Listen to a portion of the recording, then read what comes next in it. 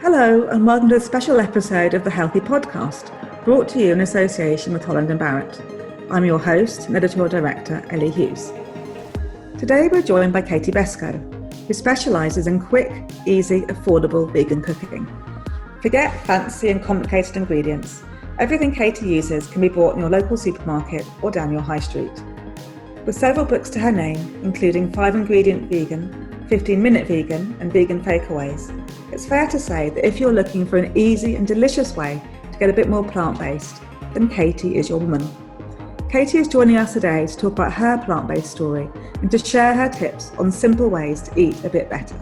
Welcome, Katy. It's great to have you here today. Thanks Coming for having to us me. from Yorkshire, is that right? That's right, yeah. It gives it away a bit, doesn't it? It does a bit, yeah. When you start talking. So let's just start. I'd love to know your kind of background and how you got into this and kind of became really, in my world anyway, the kind of face of very easy, approachable kind of plant-based eating. So I completely fell into it. I started a very different career in the NHS. I was at university studying physiotherapy way back in 2006. And I stumbled across a fruit and veg market in South London in Tooting. At the time, I thought London was paved with gold. I got down there and realised, actually, I've got no money. I'm going to have to cook here, from scratch. And we just started cooking with natural ingredients. I found it was cheaper, healthier, and actually so much easier. You don't really need that much skill to throw a few things together. So I just started to put things together and people were asking me for the recipes, just friends and family. So I decided to put them onto a blog, which at the time was called Little Miss Meat Free, and just a random name I picked. And within a few months, I started getting some magazine commissions and just went from there, really. And it grew and I started some social media channels and the rest is history. Yeah, so it's changed my career. Yeah. Completely organic and just, what a sign of how good the recipes were that they just kind of took off kind of under their own steam, really. Definitely wasn't planned. How brilliant when things work out that way. It's fantastic, isn't it? And so what about the kind of vegan side of things? Were you always vegan, always plant-based? What do you describe yourself as and why? Yeah, so I'm absolutely vegan. I've been vegan for 13 years. I was vegetarian before that, vegetarian from childhood, brought up in a family of me and 2 veg eaters who are all now vegetarians and vegans. They just find it's an easier way to cook and it's a nicer way to enjoy food. I'm completely vegan. I don't wear any vegan, so I don't wear any animal products or leather, silk. So I go to the extreme of being completely animal free in my life. Yeah. And so what's driving that? It's ethical, really. And I just find it's a really balanced way to live life. It's financially it's much better. I think it's a much cheaper way to eat, which controversially people say, is it really? But I was going to ask you exactly that. Yeah. if you eat, it's like any diet, isn't it? If you're eating a lot of processed food, it's going to be expensive. But if you cook from scratch, and it doesn't mean standing for hours in the kitchen, but if you're using good ingredients from scratch, it's a lot cheaper. But I just find that vegan food gives me the space to be able to experiment with different flavours, different textures, different foods that I would never have eaten before if I just kept on a vegetarian diet. Yeah. So take me back to that market in Tooting then. And obviously there are kind of, Tooting's quite a diverse area ethnically as well. What were the kind of fresh foods that you were seeing in that market that just really inspired you to get beautiful cooking? Yeah, so many beautiful. I mean, at the time there was, tamarind and there was lots of exotic fruits and veggies, big sacks of lentils, thinking I could do a lot with those lentils. But obviously at the time, I mean, I'm a home cook. I'm not a trained chef. Everything, it's aimed at people who cook from home. And because I do that, that's the key to it. But at the time, I just wanted to recreate what my mum would have cooked at home. So I was thinking, I'm going to use those lentils to make a shepherd's pie. And I'm going to buy some sweet potatoes to make that lovely topping. And it was just about recreating those foods that I really enjoyed. And at the time, back in 2006, there wasn't a huge variety of processed vegan foods. You'd have to really sort of look for them, where now, obviously, the supermarkets, you can get anything. So at the time, I had to sort of think on my feet and think, how am I going to recreate this mince type dish in order to make the shepherd's pie. So it was great to go back to basics and let it come quite naturally. Yeah. So all your recipes you cook yourself, you test yourself before you post them or put them in the book. Definitely. So, tested a few times. Yeah. So you're your own kind of taster and tester, really, are you? Kind of has to go through your standards to... Yeah, friends and family love it when I'm testing because they get lots of portions of food for their freezer, because I freeze everything, because often people say, can I freeze this? Is this something I'm going to have to cook every day? Because in reality, no one's going to cook every single day, are they? It's nice to be able to cook up a batch of food, pop some in the freezer for another time. Yeah. So, everything gets frozen. Yeah. Well. I mean, some of your recipes are just almost ridiculously easy. The kind of 15-minute thing. It's like, surely, everyone's got 15 minutes in a day. Exactly. Yeah. And I think as well, if you don't have to do anything fancy, you can actually pack loads of flavour in. You can use a jar of harissa and it does the job of how many different spices. It's just thinking about food a little bit differently and just being a bit lazy as well, and just thinking, what can I do that will reduce the effort here? Yeah, I love that idea. Lazy homemade cooking's perfect. Yeah. So what are some of your real go-to flavours? You've mentioned harissa, which I absolutely love. How would you use that? Yeah, harissa, so you can obviously put it in, you can obviously put it in like an aubergine kebab, so you can use it as a glaze. You can pop it into a tagine without having to add loads of different other flavours. Harissa's great. I even love it stirred through yoghurt and just used as like a topping on something, some like a Middle Eastern tray bake. It's just a great ingredient. I think it's great to have. And, having things like pesto, you can buy so many vegan pestos now, or you can make up a jar and keep it in the fridge, and just popping it on, on what you want pastas, just stirring through sort of green vegetables. It just gives everything a lift. So I think key ingredients there, just keep a few jars of antipasti and some lovely things that you can just liven your food up. Yeah. So if you were doing a vegan pesto, what swaps would you make then for the Parmesan? Yeah, so I tend to just use pine nuts, really good olive oil, lots of basil, and also some fresh leaf parsley as well, just to bring it all together. Of course, you can use some vegan cheeses or some nutritional yeast, but I actually find that the pine nuts, if you toast them first, it gives almost like a slight cheesy background flavour anyway. Okay. Now, I was going to ask you about nutritional yeast, because that's kind of something that we've heard about a lot, kind of quite recently actually, as being a bit of a hero kind of way of adding flavour to vegan food. Do you use it a lot? To be honest, I don't use it an awful lot. It's something that it's always good to have some in the cupboard. And I know there's people who absolutely, dunk a spoon into it in nutritional yeast. But it's great to add that cheesy background flavour, especially with something like if you're doing a potato top pie and you just want some cheesy flavour in the background. It's great for that sort of thing. And again, it's full of all your B vitamins. So it's a good thing to have in the cupboard alongside a jar of yeast extract, which of course is another delicious way to add lots of B vitamins to your diet. Yeah. Okay. So you raised a good point there actually about kind of nutrition and B vitamins and things like that vegans might miss out on if, they're not careful. In fact, we all, anyone could miss out on getting the nutritional balance right unless they pay attention. But it's a little bit harder, I think it's fair to say, for vegans. I hope that's not too controversial. I'm sure some people will disagree. But what do you do to make sure you're kind of getting a good balance of nutrition across your diet every day? Like any diet, if it's full of processed food, you're not going to get, your nutritional values that you need for the day. I think it's just about being aware of it. And a lot of the processed foods, so when I say processed, I don't always mean bad, but your plant-based milks, anything like that is often fortified with lots of vitamins and minerals, including B12, which of course is a big thing for vegans. You want to be able to get as much B12 as you can.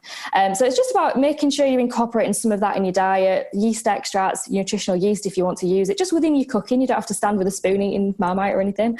But I think as well, it's always good if you're worried about it to take a supplement on a daily basis. I find that for my diet, I eat quite a lot of different types of food and I feel like I don't lack anything. I have plenty of energy and that's never a problem. But it's always good to know that there are those supplements out there and there's plenty that are available for vegans as well. So in terms of protein then, what's your kind of favourite go-to proteins? I always have lots of cans of lentils and beans in the cupboard. It sounds really boring, doesn't it? Lentils and beans in the cupboard. I love lentils. But if you're making a really delicious creamy dal, you forget that actually this is packed with protein. It's just delicious, isn't it? And it's I think you have to think of food as the bigger picture rather than just like a nutritional entity. I think it has to be. Food and eating goes so much more than nutrition, doesn't it? You have to enjoy what you're eating. No one's going to enjoy just eating a can of beans. You might, I don't know. But, if you're adding it into a lovely chickpea curry or chana masala, just absolutely make it delicious and just pack it with flavour. You're just getting all the benefits without having to really think too much about what you're eating. Yeah, and I have to say, all your recipes, the photography is always amazing, and they always look so kind of inviting and really shareable as well. Kind of the food that you'd want to just put on a table and everyone dig in, and real kind of communal, sociable food. Yeah, so and that's what food's about. I was brought up in a family of people who love food, and every celebration we all enjoy food. So it's always been big plates of food. I never just cook one thing, when it's nice to have lots of sharing plates and have everyone tuck in, and just that's what food's about, isn't it? Enjoying it and just getting to know each other with food and through food. So your mum was a big home cook from the sounds of it. Did she inspire you? Definitely. Yeah, we always had lovely home cooked food. My sister's 11 years older than me, and she was a vegetarian growing up. So mum always had to cook like vegetarian food for her, and then I became vegetarian. So there was always a few meals going on, I think, which maybe inspired all the sharing dishes that we had. And then gradually over time, our family have just become vegetarian, vegan anyway. So, but yeah, there's always celebrations, and it's always about food. And no one's complaining. I certainly wouldn't be complaining.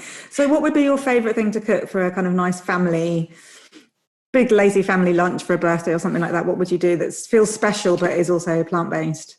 I think something that you can prep in advance is always good, because then you can just get on with having a nice time, and see people, greet people. I think something like a chickpea apricot tagine, something like that, lots of preserved lemons, lots of parsley, and finish off with some pomegranate. So it looks jewelled. When you put it to the table, you can put it from the oven straight onto the table in a nice, cast iron pot. There's a real sense of occasion there. Serve it with some tabbouleh, some flatbreads, some hummus, and you don't even have to make your own hummus. You can buy some good hummus and just get some pomegranate on there and some olive oil and just make it look really fancy. But I think it's all just about doing things in advance as much as you can, and just enjoying the moment and just celebrating food. But I think if in a special occasion, if you can get something on the table that you can all dig into and it looks fabulous too, and people think you put loads of effort in when you haven't.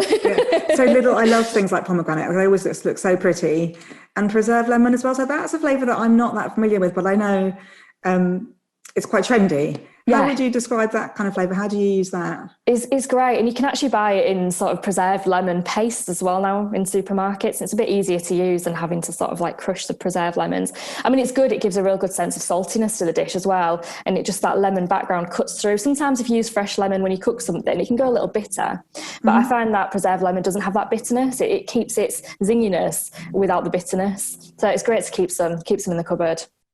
Awesome. Some of the paste, again, it makes it super easy. What would you add it to? What kind of dishes would you add it to? Because I always think chicken. Obviously, that's not appropriate here. Tagine would absolutely work. Or even if you were doing an aubergine tray bake, again, with some really nice Middle Eastern flavours, you could use it there as well, just to give it that extra bit of zing.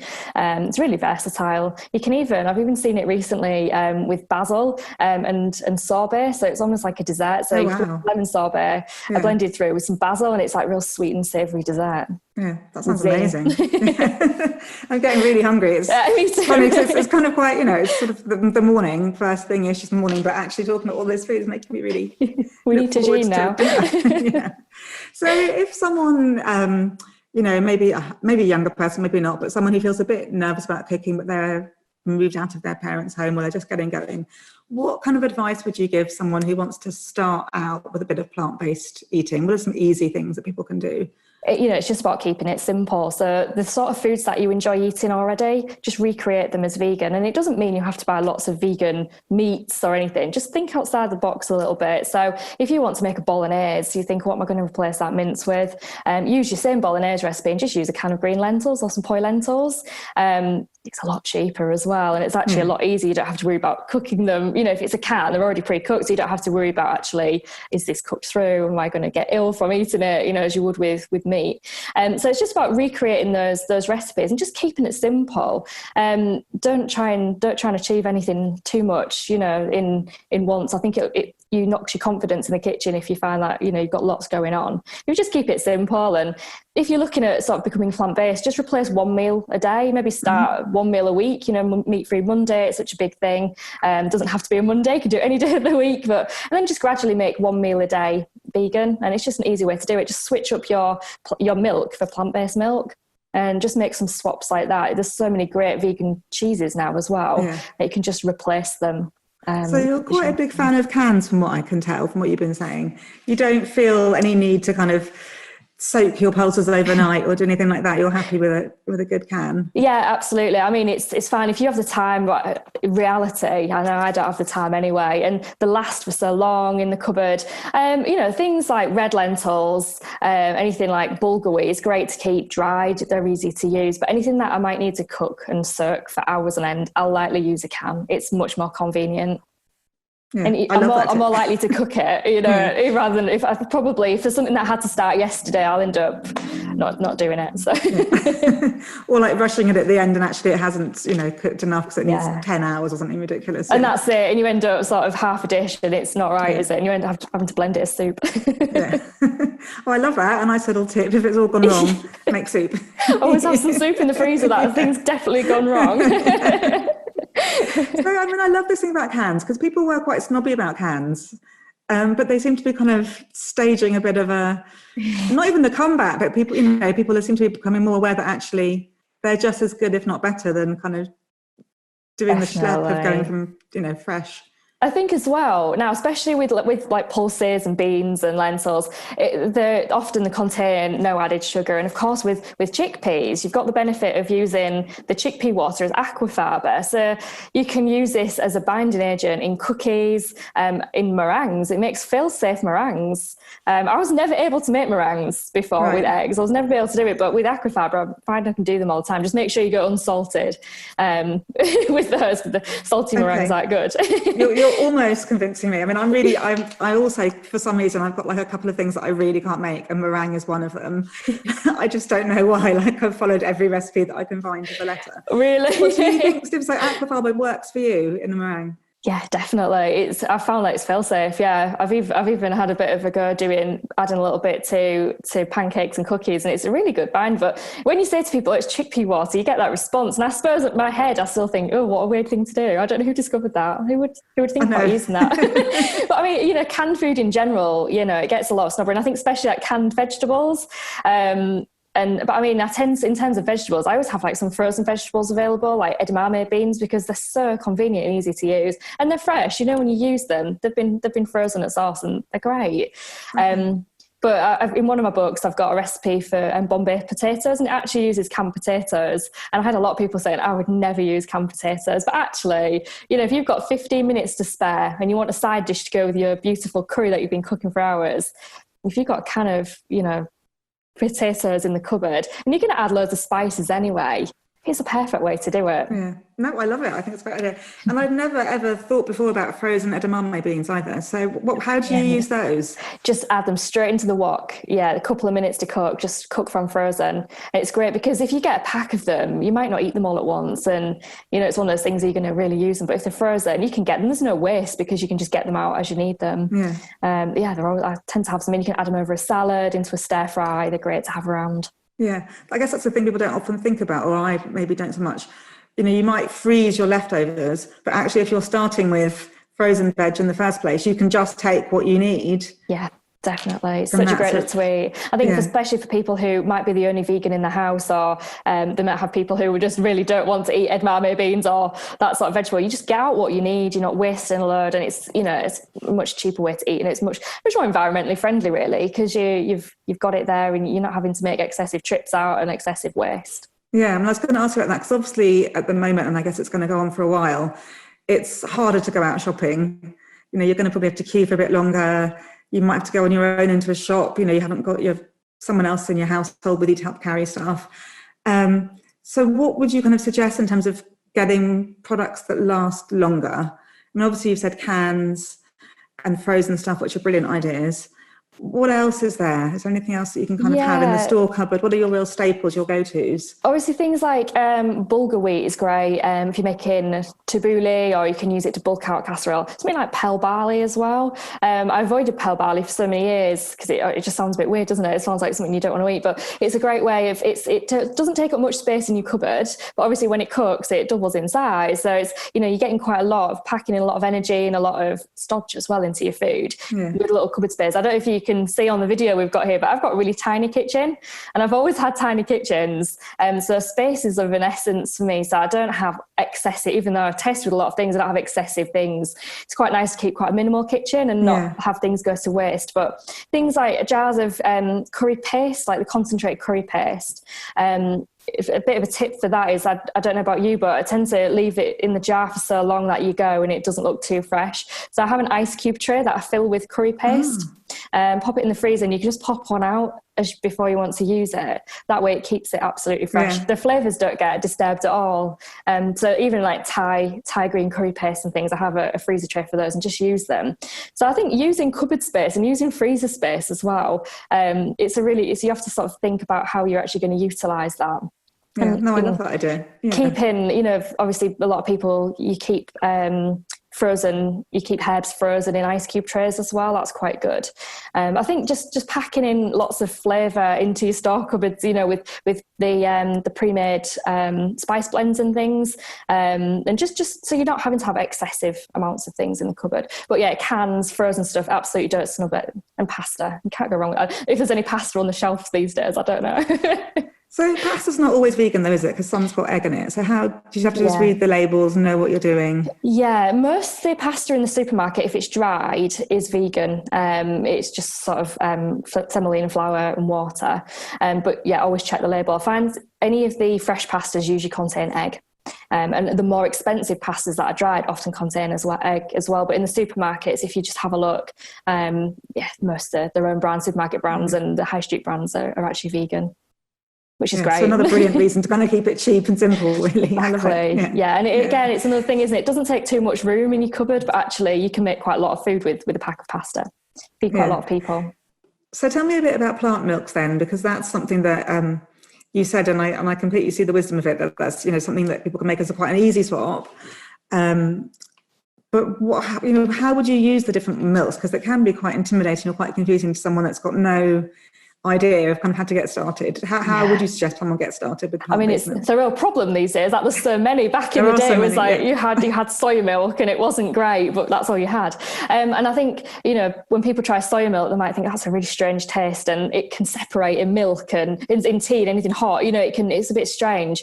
But now there's such a wide, where do you even start with it? I would say personally that I found that blended coconut milks and oat milks actually have more of a similar consistency to cow's milk, where the other milks have a nuttier flavour, like your almonds and even macadamia nut milk if you go in there, and they're lovely. I love hazelnut milk as well. If in winter, I tend to buy that to put in a hot chocolate. It makes wonderful hot chocolate. Sounds delicious. Chocolate hazelnut milk. But really, you want something versatile, because you don't want to have lots of different milks in your house to use for different things. Oat milk's really good. That's really versatile for cooking, for drinking, for putting on cereal. It doesn't separate in tea or coffee like soy milk would. So I would say if you're going to start with something, go for a blended coconut milk or an oat milk. Okay. But try them all, see what works for you. But you might not always want that background flavour of nuts in cooking. So go for something neutral. And you were talking before about kind of fortified milks as well. So is that an idea just to kind of keep an eye out on? Yeah, most of them in the UK are. It's the organic milks don't tend to have any fortification, so they might not have B12 added. But your brands that you'll find in store, of course, if milks have been fortified, and it's worth just looking on the side. You might as well pack in that extra bit of nutrition just with everyday things, popping it in your drink or smoothie. Yeah. No, I love it. It's a lovely idea. I'm just trying to think what else are the really difficult things. I mean, you talked about vegan cheese, well, that's a big thing that people kind of miss. But you're happy to. Do you make your own, or you'll buy stuff? I don't. I did get a vegan cheese kit, and it's a bit of a palaver. It's a lovely idea, and if you've got the time, why not? But who has the time? And there's so many great vegan cheeses now. I really love the almond based ones. I think they're fantastic, the cream cheeses. But of course you can buy the smoked varieties. You can basically any cheese that you want, you can buy vegan. Now at Christmas you can buy them with cranberries.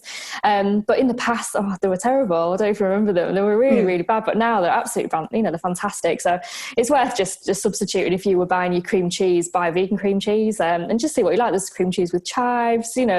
You can basically match it for what you would like. Yeah, and the same with butter replacement spreads and what have you, kind of margarines and things. Yeah, I guess you're saying just try stuff and see what you like. Yeah, just switch it. So when your butter runs out, and it's not just vegan margarines now. Some of the big butter brands have brought out solid blocks of butter, and they're great. Salted butter. I was so happy to buy salted butter. So yeah, when it runs out, just buy the vegan alternative. And if you're not all that keen on that one, there's loads out there that you can try and just see and get used to and see what works for you. But a lot of the vegan margarines and butters, they're really versatile. You can use them in baking, spreading. There's lots of different ways you can use them. Buttercream, of course, for those cupcakes. Still making me hungry. And we haven't talked about kind of nuts and nut butters, which I personally could probably eat peanut butter until the cows come home. Literally, I love it. Do you use nut butters a lot, and how I guess, what are your tips for using that in cooking? I do. I love peanut butter. I always have. And again, it's another thing. It's such a nutritional powerhouse, isn't it, to keep in the cupboard? You can eat it with a spoon when you fancy a snack, but also I use it in savoury cooking. So I might use it as a satay sauce to make a stir fry. That's a really handy midweek meal to do. Just stir fry some veg, mix a little bit of peanut butter with some chili flakes and some lime, and you've got a satay basically. And you can use it in baking as well. So I always have that in. And I do enjoy almond butter as well, and that's really delicious. And you can make some really nice morning breakfast cookies with almond butter. But yeah, it's great. They're full of nutrition, and again, don't take much cupboard space. So it's definitely worth having a few in. Yeah, and I think people get worried sometimes because they're not, they're not calorie free. They're quite calorific, but they're good calories. They're healthy calories. Good calories, definitely. I mean, you're probably much better to have a spoonful of that than something lower calorie. I think that's it. People are really afraid of high calorie foods, but it's high density, energy, nutrition. Yeah. And it's really tasty. Yeah, it'll keep you full for longer. And it's delicious. And you can go and do, you can do your workouts, or you can eat. I think if you start the day, with toast and peanut butter or something, you'll tend to be full till lunch. Or it's actually worked well for the day, definitely. Definitely. I'm just thinking it must have been kind of mad for you. So you went vegan in 2006. Yeah. And it's a different place then, wasn't it? Kind of planet vegan. Definitely, yeah. Whereas now, how has it been kind of watching that absolute explosion of the whole plant-based lifestyle and pop-ups and restaurants and cool places all over the place? My waistline has not appreciated it. It's been brilliant. I mean, to see it go from something that definitely wasn't mainstream, and then you had to sort of had to go to really specialist shops for simple things, and my housemates would be like, where did you buy that? What is that? To be able to just pop anywhere, and every menu, whether it's a chain restaurant or an independent restaurant, and it's really good quality things as well. It's been absolutely fantastic to see it just go from something that was slightly to the side to mainstream, and people talk about it. Veganuary, it's huge, isn't it? Yeah, it's huge. What do you think's behind that then? I think people are much more aware of what goes into their food. I think people just want a different way of life. And if you can have a diet that is less harmful to the environment, animals, to everything around you and to yourself, why would you not go for that when the alternatives are there? People are curious as well. People just want to have a try. And I think a lot of people who buy the books, they're not even vegan. They just want to try something a bit different. Yeah. I run some cookery classes as well, and there, I have people come in from there who I had a butcher on the course who just wanted to try something different. People from different backgrounds, they're not vegan. They just want to try it. They just want to see what it's all about and to incorporate in their daily eating habits. So what are the big surprises then when they kind of someone like that, a butcher, comes on one of your courses? What kind of astounds them or amazes them? How easy it is that I think they think they're going to be boiling things for hours on end, and actually it's like, how can I make a dinner in 15 minutes or in 10 minutes? And they see how easy it is. And actually they don't have to buy really obscure sounding ingredients. It's things that they can buy in the supermarket that they know exactly what it is. So I think in the past, I know when I went vegan, there was a lot of American recipes. That was the only thing I could get hold of online. I say a lot of American recipes, there weren't all that many, but it was mainly American, and there's all these ingredients obviously that I'd never heard of. So I think for me, it was about trying to just find ingredients that I would use in normal cooking to make it as easy as possible for myself, and obviously then share that on with other people, because it's really not difficult. I don't think you really need too many chefy skills at all to cook really good vegan food. You just need stock of ingredients and some nice fresh ingredients. Those American recipes always confuse me. I never know what an American cup is. No, what is the cup? What is that? Yeah. I remember years ago I was trying to find a recipe. I think I was looking for something like a Rocky Road type thing. I wanted some sort of tray bake. And the recipe, it was like graham crackers. And it took me years to find out that they're just digestives. So now I know. Now we know. Now we know. I know, and there's sticks of butter and everything. It's like, what is that? Is that just a blob?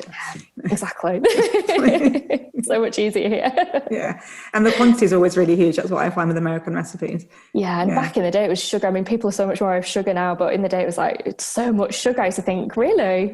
Is that much sugar going into the recipe? Yeah. I mean, sugar's great. It's in the right quantity, in the right time. It's a nice treat, but you don't want to be eating that much sugar so frequently. Yeah. I mean, I was going to ask you about sugar. It's obviously not, strictly speaking, a kind of vegan issue, but it does kind of form part of that generally kind of healthier approach to what you're eating and being more thoughtful about what you're eating. You're pretty common sensey on sugar, aren't you? I think. Yeah. Definitely. I think used right, it's not a bad thing. I think I have a problem with hidden sugars. So when somebody buys a can of soup or some cereal for their children and they think they're doing the right thing, and actually, or even the cartons of soup, some of them are really full of sugar as well. I think if you're going to eat sugar, you're going to want a cake. You're going to know you're going to be eating sugar. But actually, if you're buying a carton of soup that's labelled quite healthily, but actually it's packed with sugar, that's not fair.